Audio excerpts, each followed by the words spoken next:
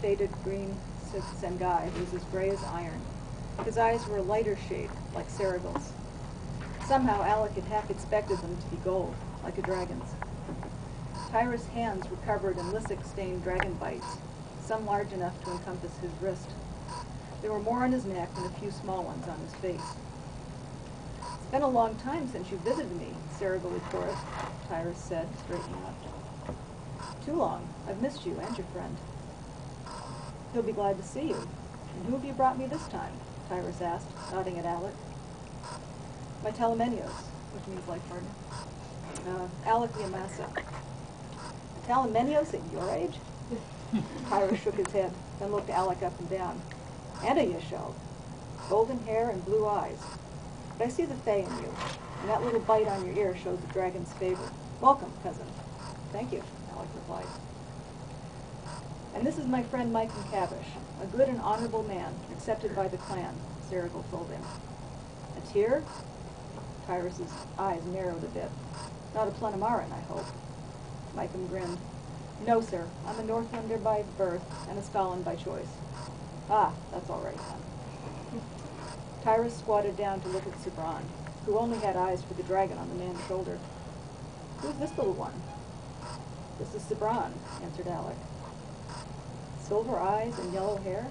His hair has been magically changed to blonde. It's supposed to be silver. "Odd for one called Moonlight.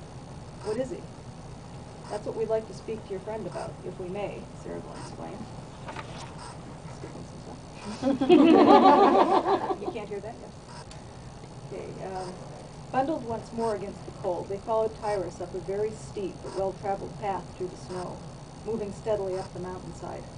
Alec with Sabran and a sling on his back. A waxing moon balanced on the eastern peaks, and the stars were as sharp as glass. The trees grew thinner and smaller as they went, and soon they were above the tree line, boots scraping on bare rock.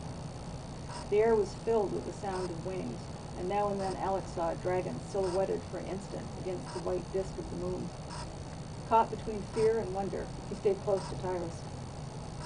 He was glad of the sling. Sabran was as restless as a child going to a fair. Pointing frantically, he rasped out, "Draken! Draken!" A little farther on, Alec was suddenly aware of loud hissing, but he wasn't sure of the direction. It kept up, and he couldn't tell if it was one dragon following them, which was unsettling, or if there were a lot of them, which wasn't much comfort either. Tyrus' presence must have been what was keeping them at bay. We'd have been mauled and eaten by now otherwise, he thought. The way grew more level, and Tyrus finally stopped in the shadow of a high ridge.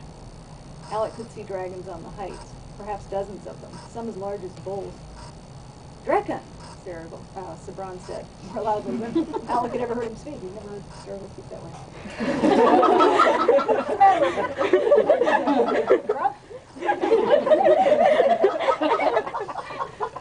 you? Sorry, I've broken the picture now. "Draken," Sabran said, more loudly than Alec had ever heard him speak.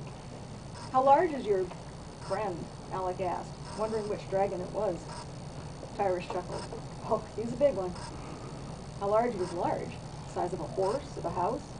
The one in the murals and the mosaics in Rimini were always portrayed as being as large as a city, but Alec doubted. Suddenly the ridge moved, and the ground shook so hard that all of them went sprawling. Dragons of all sizes took wing around them, like bats streaming out of a cave at sunset. What Alec had mistaken for a smaller nearby ridge rose against the sky, the shape unmistakable. The horned head alone was half the size of the stag and otter. The curved, spine-ridged neck might be as long as Silvermoon Street. That large ridge was its back. Laughing, Tyrus pulled Alec to his feet. "This is my friend. Friend, this one comes to you with questions." The head descended, the one huge eye Alec could see, glowing like molten gold. Then, in a voice like a softly spoken avalanche, it said, "Hello, little Fae. You smell of far places." Hot, reeking breath rolled over him, bitter with a metallic tang like cold iron against the tongue. It reminded Alec of the tincture the alchemist had forced down his throat. Sabran had gone completely still. "See? I promised I'd show you dragons one day," Serrigal told him. "Go on, it's waiting." Hello?" Master Dragon. Alec bowed. Forgive me, I don't know your name. My name? The dragon raised its head and made an ear-shattering, incomprehensible sound. Then, lowering its head, even with Alec again, you appreciate the difficulty. They may call me Frank. Thank you. He didn't know what else to say. He'd never addressed a living mountain before. Show me the little one, the dragon said. With shaking hands, Alec freed the Recaro from his sling. This is Sabran. Draken, Sabran said again. The dragon brought its head within a few yards of them, and Alec could feel its heat and see himself and the others reflected in that huge eye. Awed as he was, Alec reacted too slowly when Sabran ran straight to the dragon and grasped one of its spear-like chin barbs with both hands. Alec started after him, but Cerebral caught him by the arm. It's all right. Sabran was so tiny against that monstrous head, smaller in fact than the fang Alec could see under the dragon's lip. But his voice was clear and loud as he began to sing a single drawn-out note, so intense that it hurt the ears. By the flame, what's he doing? Micah shouted over it. Was Sabran trying to kill the dragon, perceiving it a threat? No, Sabran, Alec yelled, trying to pull free from Cerebral's grip. Let me go, I have to. But then the dragon sang back, a different, deeper note, its voice no louder than Sabran's. Everyone held their breath as they watched the strange pair continue their discordant duet.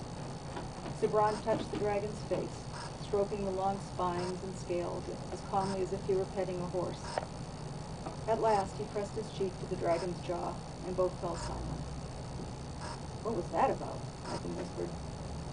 A kinship song, the dragon told him. The Tyrus claims he's not a dragon, Cerebral said. He's not, but we still share kinship through the blood of the first dragon. That is where this little one's power comes from, because it is made with your blood, Alec. Alec knelt and examined Sabran. There were deep cuts on his hands where he'd caught them on the dragon's scales or spine. Alec pricked his finger with his knife and gave Sabran the blood he needed to heal. Ah, I see, the dragon rumbled. You heal him as he heals you. It is as it once was. You know about Recaros? Asked Alec. It was disconcerting talking to an eye, but the rest of the dragon was just too big to take in. I've heard them by different names, but none that could kill. But how? Who was he to question a dragon? It's because of my Tyrfay blood, isn't it? The man who made Sabran said it was tainted. The dragon pulled back a little and sniffed him. The draft of its nostrils sucked at their hair and clothing. You're not tainted, little friend. There is a smell of death on you and your companions, but it comes from your actions, not your blood. Then why can Sabran kill and raise the dead? Why isn't he what the alchemist wanted? The dragon sniffed at them again. You carry the memory of other immortals in your Tyrfay blood, and perhaps this alchemist's own magic went awry. He did not understand fully what he was doing. Had he made such a creature before? Only one that I know of, but he killed it.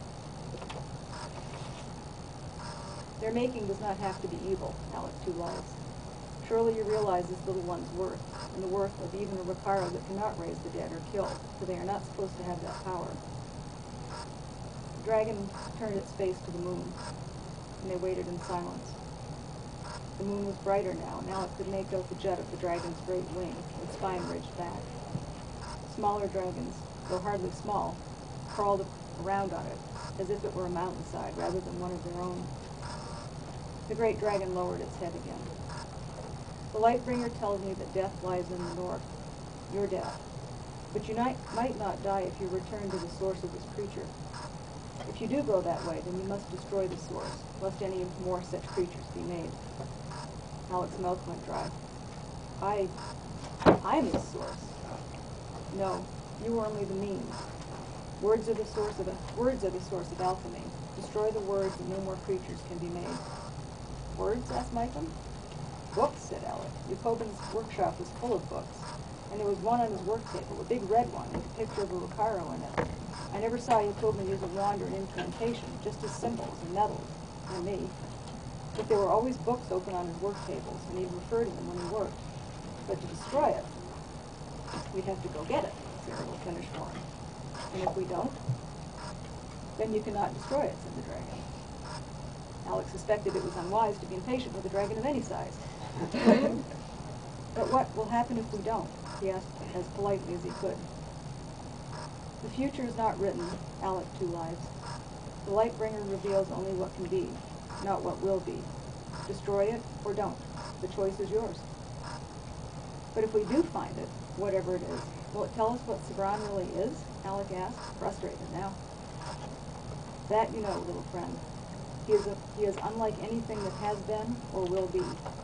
The question is, what will you do with him? But we came to ask you, Alec cried. The dragon did not answer. Raising his great head, he snapped up one of the dragons that had been resting on its back and swallowed it whole. Then, without another word, he stretched out in the position they'd found him in and heaved a great sigh that shook the ground again. He's finished, cousin, Tyrus told Alec. It's time to go. But, it's all right, Alec, Cerebral said, setting off down the steep trail with the others. Alec picked up Sabran and followed. The Recaro looked back over Alec's shoulder, pointing. Draken! Yes, Alec said, feeling a little shaky now that the full import of what he'd just done set in. It certainly is.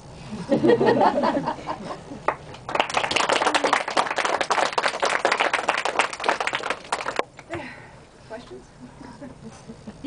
That wasn't so scary.